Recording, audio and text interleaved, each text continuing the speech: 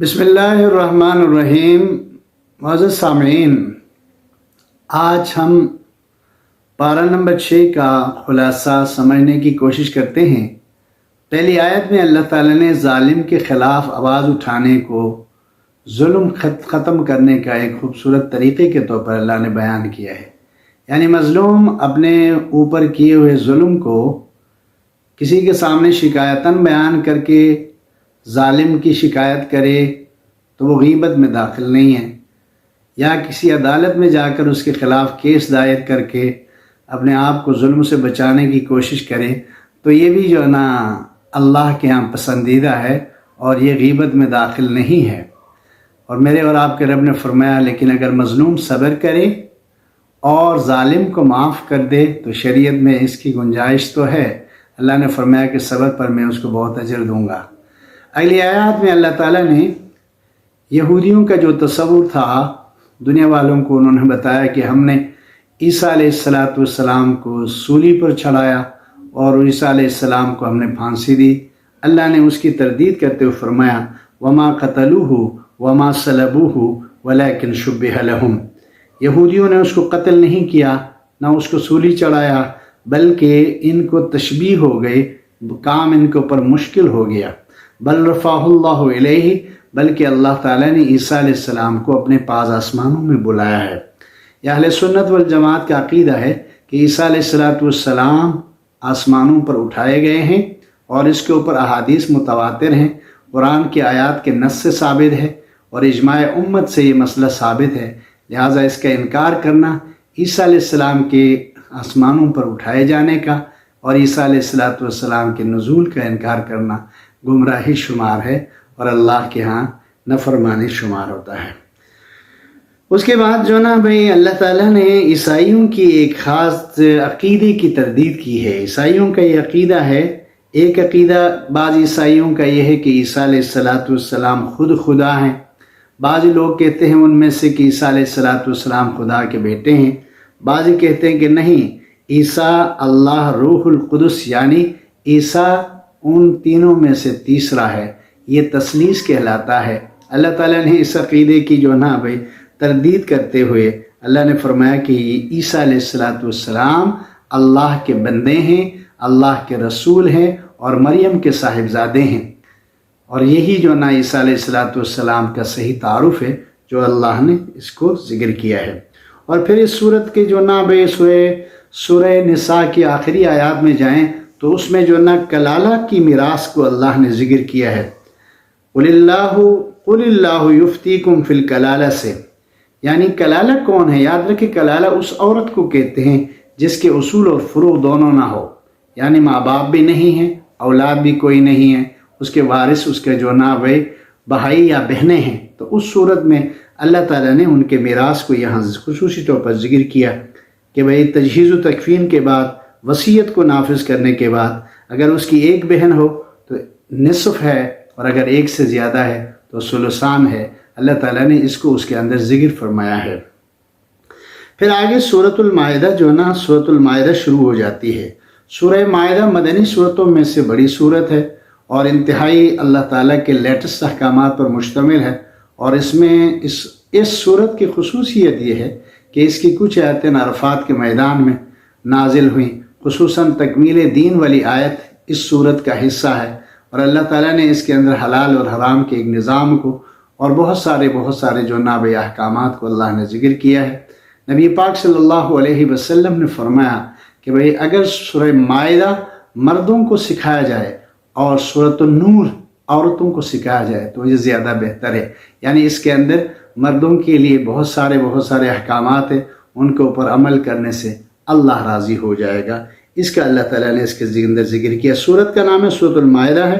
यह मदनी सूरत है और इसको सूरतुल माइदा इसलिए कहते हैं कि ईसा अलैहिस्सलाम के सहाबा हवारी कहलाते हैं।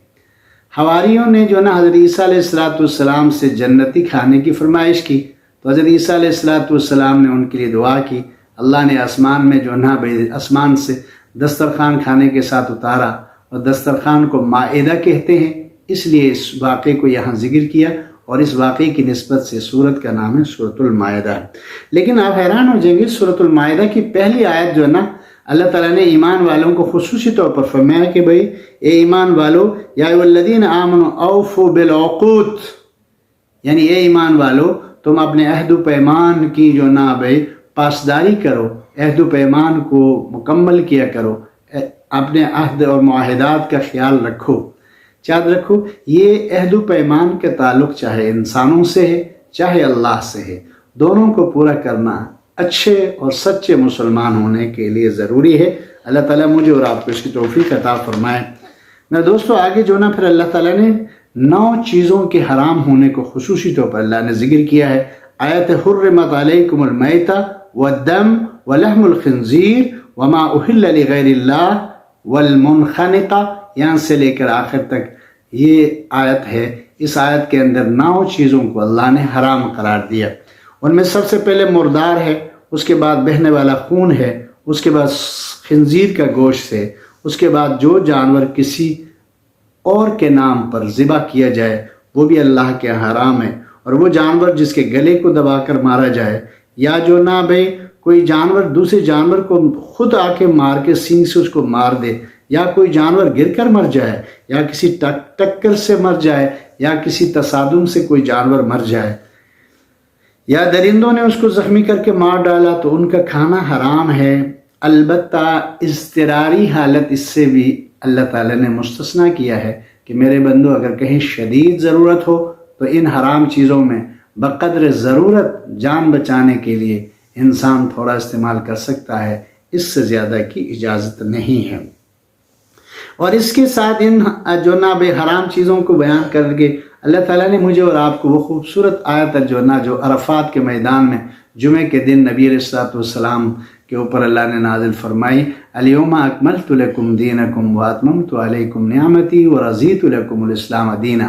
یہ آیت دین کے تکمیل کا اعلان ہے، اللہ کے راضی ہونے کا اعلان ہے۔ عرفات کے میدان میں جمعے کا دن تھا، یوم عرفہ تھا، حضور صلی اللہ علیہ وسلم پر یہ آیت نازل ہوئی اور مسلمانوں کو بشارت دی گئی کہ دین اسلام مکمل ہو چکا، اب اس کے اندر کوئی زیادتی بھی نہیں کر سکتا، اس کے اندر کوئی کمی بھی نہیں کر سکتا، دین مکمل ہو چکا، اس کے اندر زیادتی کرنے والا بھی گمراہی ہے، اس کے اندر کمی کرنے والا بھی گمراہی ہے۔ اللہ تعالیٰ دونوں سے ناراض ہو جائے گا، دین جیسا ملا ہے اسی طرح اس کو رکھنا ضروری ہے۔ اور یہ آیت جب نازل ہوئی تو نبی پاک صلی اللہ علیہ وسلم عرفات میں تھے، اور اس آیت کے نزول کے کچھ ہی دنوں بعد، تقریباً 80-90 دن کے بعد نبی پاک صلی اللہ علیہ وسلم دنیا سے چلے گئے۔ یہ قرآن کی آخری آیات میں شمار ہوتی ہے۔ اور اس کے بعد اللہ تعالیٰ نے فرمایا کہ مسلمانوں تمہارے لیے اہل کتاب کا ذبیحہ حلال ہے، لیکن اہل کتاب وہ کہلاتے ہیں، اہل کتاب سے عیسائی بھی مراد ہوتے ہیں، یہودی بھی مراد ہوتے ہیں۔ میں نے آپ کو بتایا تھا بنی اسرائیل سے مراد عیسائی و یہودی دونوں ہیں۔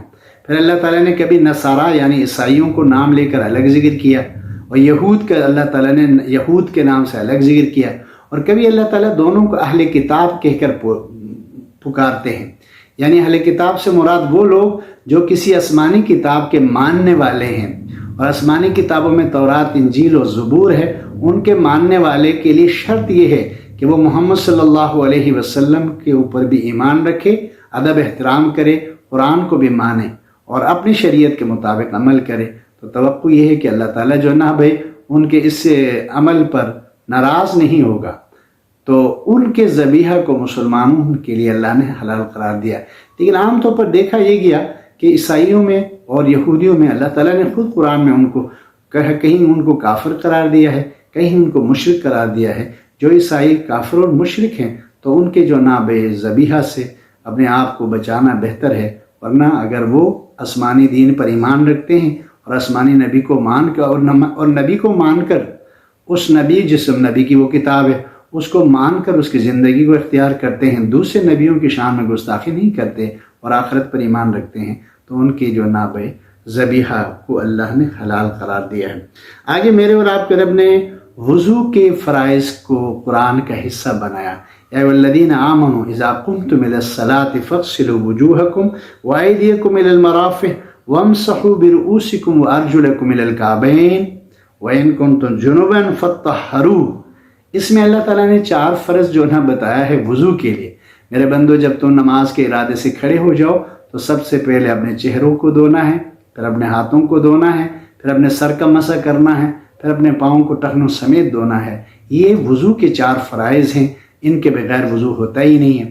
ان کو جو نہ بے توجہ سے مکمل کرنے کی ضرورت ہے۔ اس کے ساتھ ہی اللہ تعالیٰ نے فرمایا اگر کوئی جنبی جنابت کی حالت میں ہے تو اس کے لیے بہت زیادہ صفائی میں مبالغہ کرنے کی ضرورت ہے۔ یعنی غسل تو 4 اعضاء کے دھونے کو کہتے ہیں، لیکن وضو 4 اعضاء کے دھونے کو کہتے ہیں، اور غسل کے لیے پورے بدن کو اچھی طرح سے دھونا، ساتھ کلی بھی کرنا، اور ساتھ جو نہ بے ناک میں بھی پانی ڈالنا ضروری ہے تاکہ غسل اچھی طرح سے ہو جائے۔ جنابت کے لیے غسل ہے اور بے وضو ہونے کے بعد وضو کیا جاتا ہے۔ اللہ تعالیٰ نے ان کو یہاں ذکر کیا ہے۔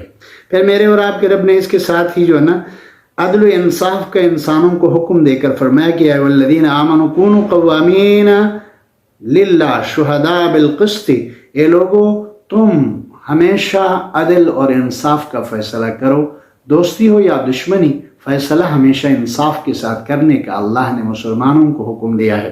اور فرمایا کہ بھئی اگر تمہارے مخالف جو نہ تمہارا دشمن ہے لیکن انصاف پر ہے تو فیصلہ اسی کے حق میں دینا ہے، اور اگر آپ کے موافق آپ کا دوست ہے لیکن جو نہ وہ عدالت کے لحاظ سے، فیصلے کے لحاظ سے صحیح نہیں تو اس کے خلاف فیصلہ دیا جائے۔ یعنی دوستی اور دشمنی کی بنیاد پر نہیں، انسانیت کی بنیاد پر عدل اور انصاف کو قائم کرنے کا اللہ تعالیٰ نے حکم دیا ہے۔ پھر آگے ایک آیت میں اللہ تعالیٰ نے فرمایا یہودی اور عیسائی یہ سمجھتے تھے کہ بھئی دنیا میں ہم جیسے کوئی لوگ نہیں، ہم اللہ کے محبوب بھی ہیں، ہم اللہ کے بیٹے بھی ہیں۔ اللہ نے اس کی تردید کی، فرمایا کہ جو اللہ پر ایمان رکھے اور نیک عمل کا راستہ کرے وہی اللہ کے ہاں معتبر ہے۔ کسی نبی کے بیٹے ہونا، کسی نبی کی اولاد ہونا اللہ کے ہاں معتبر اور اچھا ہونے کے لیے کافی نہیں۔ پھر اللہ تعالیٰ نے حابیل اور قابیل کے واقعے کو یہاں ذکر کیا ہے۔ حضرت آدم علیہ السلام کے ایک بیٹے کا نام حابیل ہے، ایک بیٹے کا نام قابیل ہے۔ اس زمانے میں اللہ تعالیٰ نے انسانوں کو جو نہ بے پھیلانے کے لیے حضرت اما حوا علیہ السلام سے جو نہ ہر پیدائش پر ایک بچہ اور ایک بچی پیدا ہوا کرتے تھے، اور جو بچی جس بچے کے ساتھ پیدا ہوتی تھی اس کے ساتھ اس بچے کا نکاح کرنا حرام تھا۔ اگلی بار جو بچے اور بچی پیدا ہوئی تو اس بچی کا نکاح دوسرے حمل کے ساتھ آنے والے بچے کے ساتھ ہوتا تھا۔ لیکن ہوا یہ تھا کہ حابیل کے ساتھ جو بچی آئی وہ صورتاً اتنی خوبصورت نہیں تھی، اور قابیل کے ساتھ جو بچی آئی تھی وہ زیادہ خوبصورت تھی، اور قابیل نے یہ شرط لگائی کہ میرے ساتھ جو بچی آئی میں نے اسی کے ساتھ نکاح کرنا ہے، اور عقل کو دوڑا کر وہ اس کے اوپر ضد کرنے لگے، اور حضرت آدم علیہ السلام نے ان کو سمجھا کر قربانی کی تاکید کی۔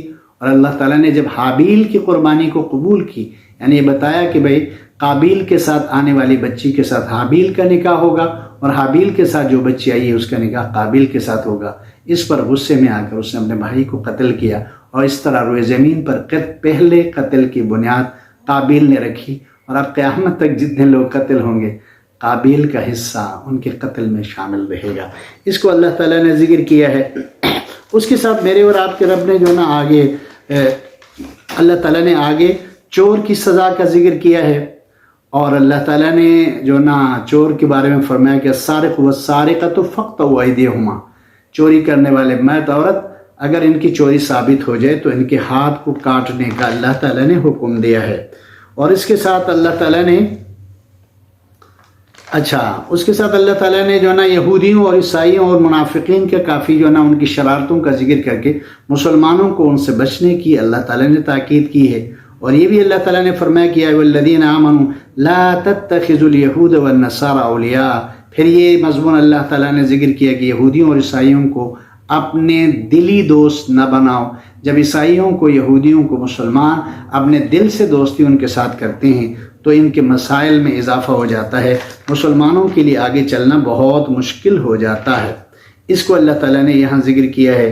اور اس کے ساتھ اللہ تعالیٰ نے یہ جو منافقین کے ساتھ اور کافروں کے ساتھ، خصوصاً یہودیوں اور عیسائیوں کے ساتھ دوستی کا ذکر کر کے مسلمانوں کو تاکید کی ہے کہ ہمیشہ تمہارے خلاف سازش کرتے ہیں، تم لوگوں نے ان کی سازشوں کا پورا خیال رکھنا ہے تاکہ تمہیں ان کی وجہ سے تمہیں اور اسلام کو نقصان نہ ہو جائے۔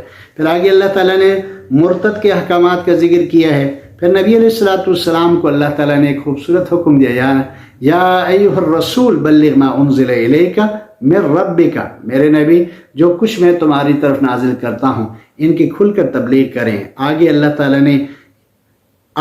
تعالیٰ نے یہودیوں اور عیسائیوں کے بارے میں، منافقین کے بارے میں بات کی ہے، لیکن سب سے آخر میں جا کر سب سے جو آخری آیت ہے، چھٹے پارے کی آخری آیت جو نا، یہ بڑی خوبصورت آیت ہے۔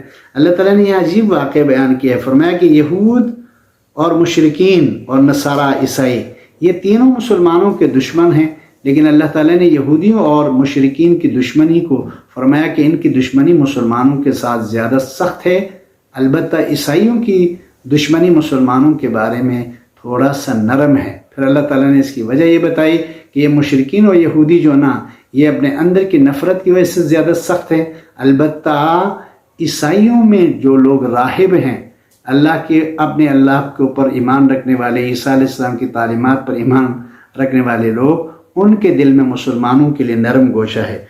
اللہ تعالیٰ نے فرمایا لا تجدن اشد الناس عداوۃ للذین آمنوا الیہود والذین اشرکوا ولتجدنهم اقربهم مودۃ للذین آمنوا الذین قالوا انا نصارى۔